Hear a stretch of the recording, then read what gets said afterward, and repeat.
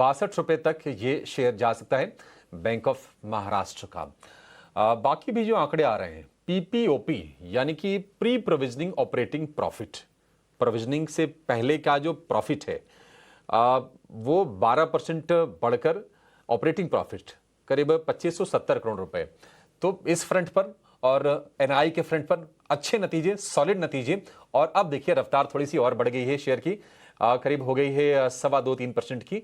आप 62 रुपए के टारगेट से शेयर में यहां से भी खरीदारी करके चल सकते हैं।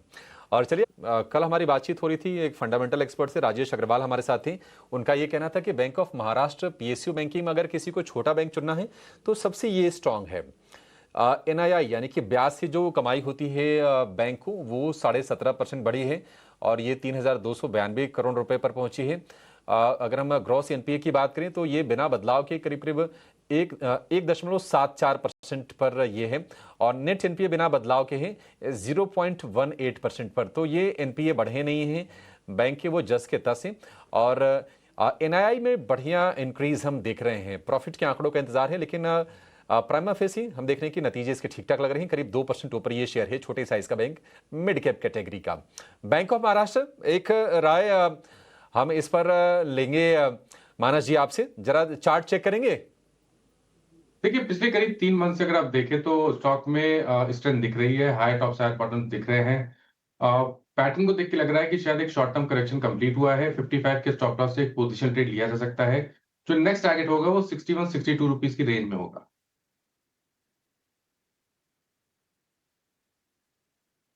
62 रुपए तक, 62 रुपए तक ये शेयर जा सकता है बैंक ऑफ महाराष्ट्र का। सेगमेंट मिड कैप के महारथी में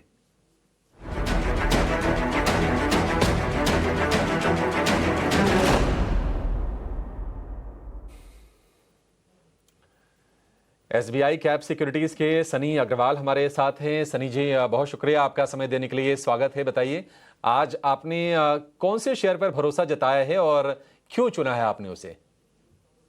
या गुड आफ्टरनून। आज एएमसी स्पेस से आदित्य बिरला सन लाइफ एएमसी को मैंने चूज किया है with a price target of 975 and investment horizon of 6 to 12 month.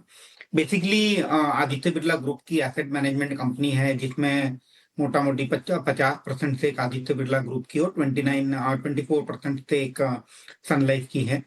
One of the largest AMC company है, 4 लाख करोड़ का इनका एयूएम है।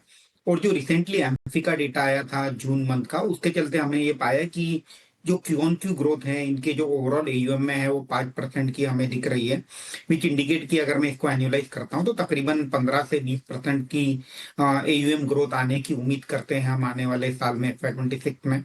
अगर हम वैल्यूएशन की बात करें तो काफी रिजनेबल वैल्यूएशन पर ट्रेड हो रही है। FY25 में कंपनी ने तकरीबन 950 करोड़ का पैट दर्ज किया था और आज के करंट मार्केट प्राइस पे कंपनी का जो मार्केट कैप है 24,500 25,000 करोड़ के आसपास का है। तो हमें लगता है कि काफी रिजनेबल वैल्यूएशन पर कंपनी ट्रेड हो रही है।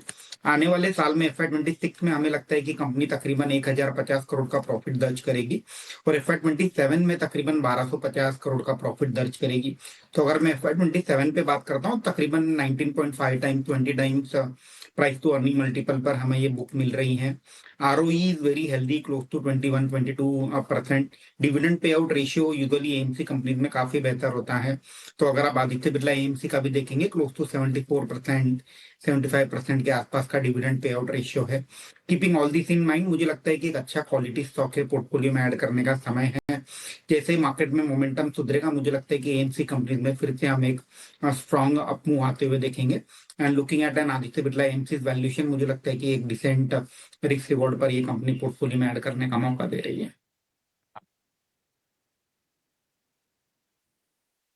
थोड़ी देर पहले अभी हम एएमसी वाले स्टॉक पर चर्चा कर भी रहे थे और सारे के सारे एएमसी स्टॉक्स हाल फिलहाल अच्छे से चले हैं और ग्रोथ को लेकर जो टेलविंड्स है ना, यानी कि पीछे से सपोर्ट करने वाले जो ट्रिगर्स हैं वो कई सारे हैं।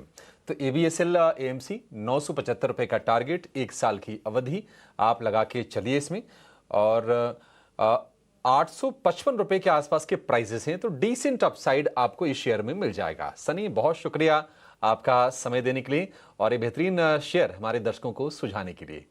लेकिन चलिए, इसके साथ ही इस शो को यहाँ पर